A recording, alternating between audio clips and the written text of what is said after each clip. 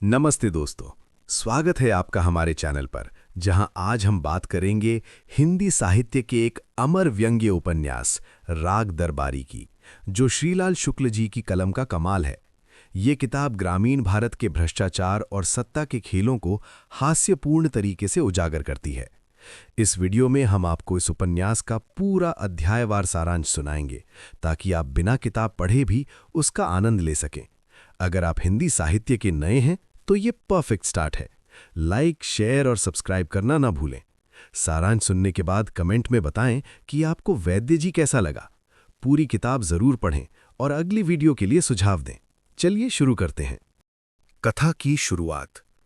रंगनाथ शहर का पढ़ा लिखा आदर्शवादी युवा बीमारी के इलाज के लिए ट्रक से शिवपालअंज पहुंचता है और अपने चाचा वैद्य जी के पास ठहरता है।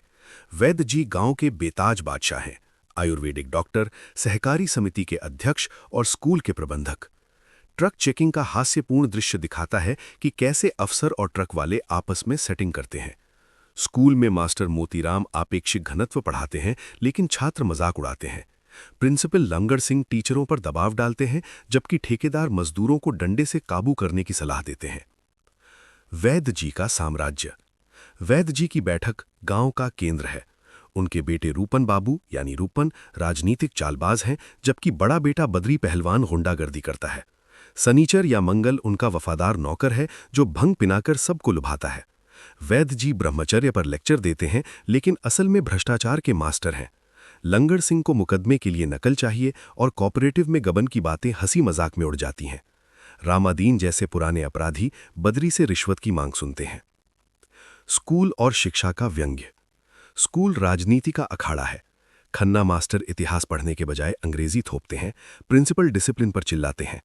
रंगनाथ को वैद्य जी बद्री पहलवान के कमरे में रखा जाता है। पीढ़ी संघर्ष शुरू होता है। कॉलेज, समिति और ग्राम सभा के बीच त्रिकोणीय जंग। वैद्य जी केंद्र में हैं, उनके साथ बद्री, छोटे पहलवान, रुपन और सनीचर। शिक्षा दलगत राजनीति की दासी बन चुकी है। संघर्ष और चालबाजियां। तीनों मोर्चों पर युद्ध छिड़ता है। वैद्य जी कूटनीति से विरोधियों को मात देते हैं। बद्री पहलवान डकैती और धमकियों से काम चलाता है। छोटे पहलवान गुंडे हैं, जोगनाथ जैसे युवा महत्वाकांक्षी लेकिन असफल। ग्रामीण भ्रष्टाचार चरम पर। ग्रांट हड़पना, चुनावी धांधली। रंगनाथ सुधार की कोशिश करता है, लेकिन हार मान लेता है। हास्यपूर्ण संवादों से व्यंग्य उभरता है, जैसे जूता मारने की परंपरा या भंग की विशेषताएं। चरमोत्कर्ष और समापन। वैद्य जी सभी मोर्चों पर जीतते हैं। विरोधी जैसे खन्ना, मालवीय, रुपन और रंगनाथ हार जाते हैं। अंत में प्रिंसिपल रंगनाथ को लेक्चरर की नौकरी ऑफर करता है, लेकिन रंगनाथ क्रोधित होकर इनकार कर देता है। प्रिंसिपल कहते हैं, तुम गधे हो। रंगनाथ निराश होकर चला जाता है। समापन मदारी के बंदरों और भौंकते कुत्तों से। वैद्य जी सबको नचाते हैं, विरोधी दूर भौंकते रहते हैं।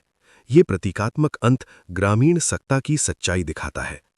तो दोस्तों, राग दरबारी का ये पूरा सारांश यहीं समाप्त होता है।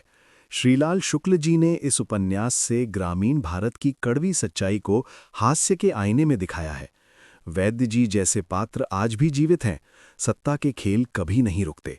ये किताब न सिर्फ मनोरंजन देती है, बल्कि सोचने पर मजबूर करती है। अगर वीडियो अच्छा लगा तो लाइक करें, कमेंट में अपना फेवरेट पात्र बताएं और चैनल को सब्सक्राइब करें। अगली वीडियो में मिलते हैं किसी नई किताब के साथ।